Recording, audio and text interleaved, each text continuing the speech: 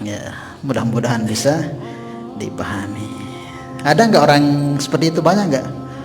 Banyak. Nah, orang ikuti ilmu seperti itu, tujuannya seperti itu nggak pas, itu nggak pas, niat yang kurang benar. Maka apa saja aib-aib hati yang perlu kita ketahui itu banyak sekali.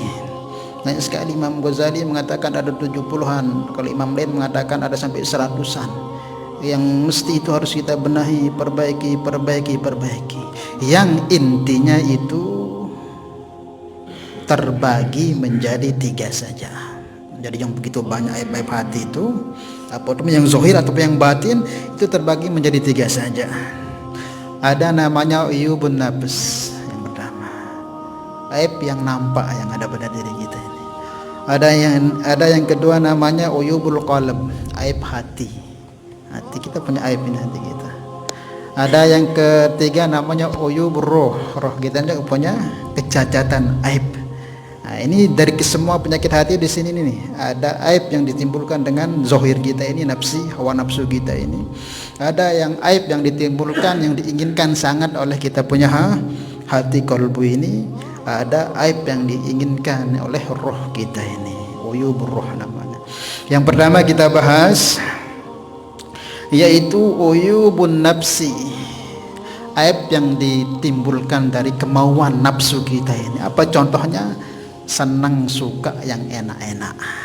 Apa itu? Pengennya yang enak, yang ada yang enak baru ada syukurnya. Makan yang enak, alhamdulillah. Dapat nikmat, alhamdulillah. Bareh kena ujian, karena syukur, ngomeh. Ini namanya aibun nafsi yang perlu kita bagaimana hilangkan itu. Bagaimana setiap keadaan tetap kita merasa bersyukur kepada Allah. Ketika dapat kenikmatan, ya syukur, alhamdulillah. Ketika dalam ujian, ya bersabar. Dan jangan ngeluh, jangan nyalahkan salah sini. Ini kita cari aib-aib. Kenapa saya bisa ngeluh seperti ini? Jauh lebih baik ketimbang kita cari yang aib-aib seperti itu. Kebanyakan kita kan syukurnya itu kalau dapat kelebihan-kelebihan atau yang enak-enak begitu. Tapi nanti tatkala kita dapat ujian-ujian, kadang kita ngeluh, kadang kita macam-macam kita buat, salahkan dan sebagainya, sampai Allah pun kita salahkan. Aku kok uji diri, apa salah aku, apa dosaku? Kita nggak tahu dosa kita ini banyak, saking banyaknya kita nggak tahu. Paham ya?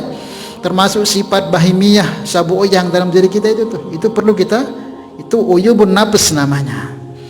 Di dunia ini yang dicari hanya makan, tidur, minum, kumpul, tidak ada ingin untuk bagaimana peningkat amalnya meningkat, semangatnya dalam ibadah meningkat, rasa takutnya meningkat, pikir akhiratnya meningkat. Hanya yang dipikirkan tidur, makan, begawean, kumpul isian sebagainya. Ada mau setiap hari itu saya ini akan ke akhirat.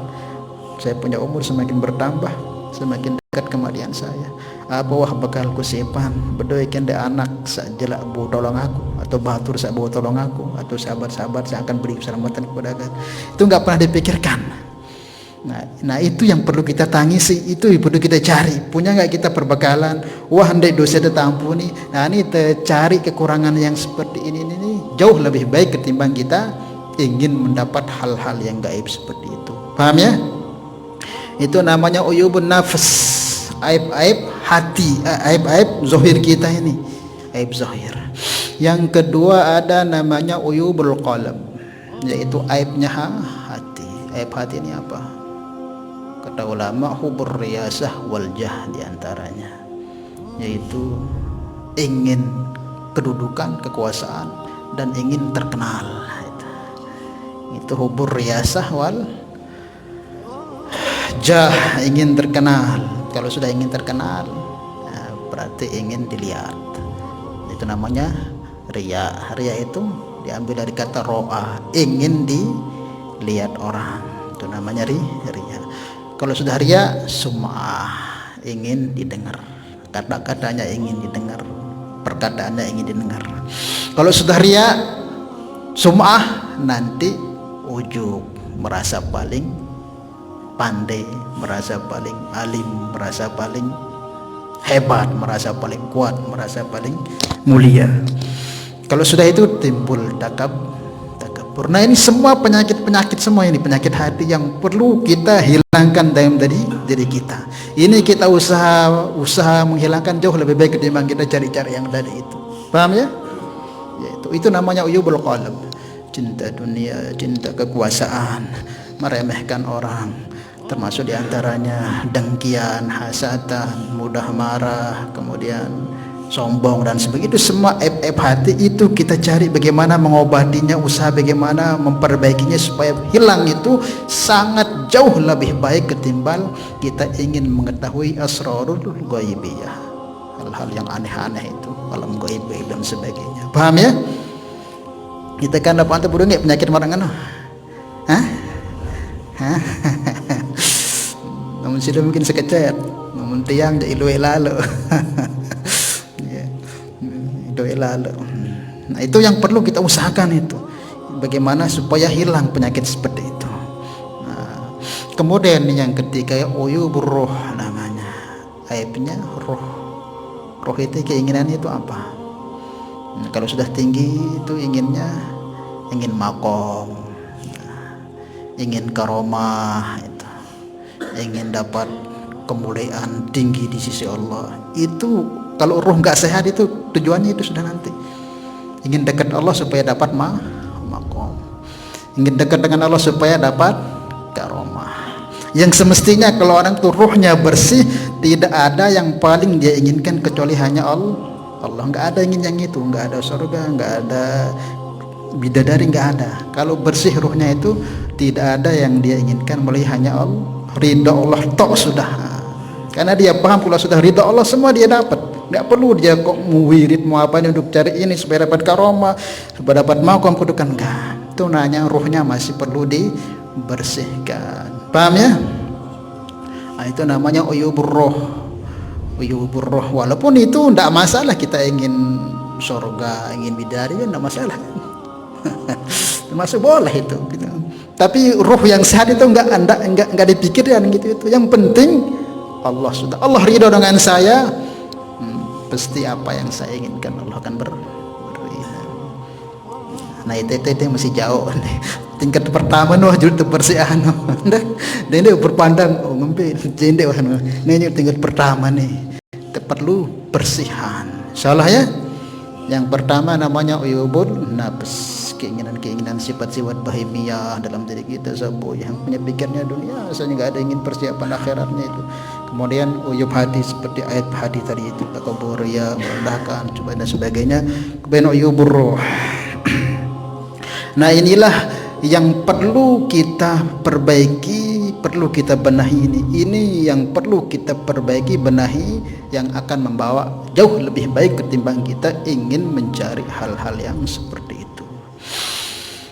Yang gaibiyah ini kan macam-macam contohnya, termasuk diantaranya yang tadi itu al-itla' ma fi qalbil insan, ingin kita tahu apa yang di hati. Walaupun itu bisa dipelajari itu dengan kita wirid tirakat malam-malam, nanti kita akan dapat kabar-kabar mengetahui apa yang di hati manusia itu ada dipelajari, tapi itu bukan tujuan.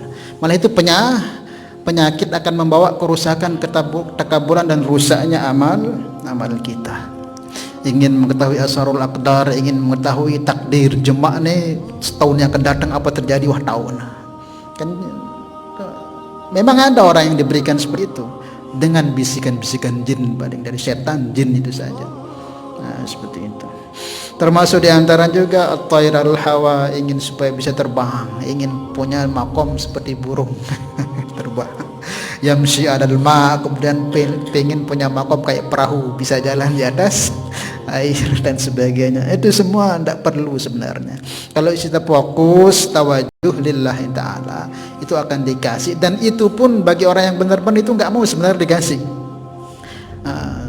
Dikasih itu nggak mau, karena akan mengganggu nanti perjalanan mereka itu. Bagi orang yang benar-benar lurus itu kalau dikasih itu berat bagi mereka. Aduh, kok saya dikasih seperti ini nanti orang kan berdatangan sehingga dia lalai jadinya lagi wiridnya ngurus. Misal kita nih, misal ada seorang di antara kita dikasih doa mustajabah, bagian daripada karomah. orang siang malam datang jok balik sidu doaan kah duit dari doang setelah kok dengan jadi fitnah dari kah masih jauh perjalanan. Karomah itu diberikan untuk memberikan semangat. Kata para ulama, di saat orang salik itu lemah, sudah lemah, kadang diberikan dia sedikit karomah itu supaya semangat lagi, untuk genjotnya supaya semangat. Bukan malah ditekuni itu, wah berat ini, wah sampai itu nih. Ditekuni jadi tujuan, bukan. Masih jauh tujuan kita itu apa yang tadi itu, tak itu. Sampai merasa hanya tok Allah yang ada. Itu namanya usul. Wallahu a'lamu bishawab. Paham ini ya? Nah terus apa bisa kita Ustadz, bagaimana jalan-jalan untuk kita bisa bersihkan penyakit-penyakit itu? Ada kata Imam Ghazali, sebenarnya banyak cara.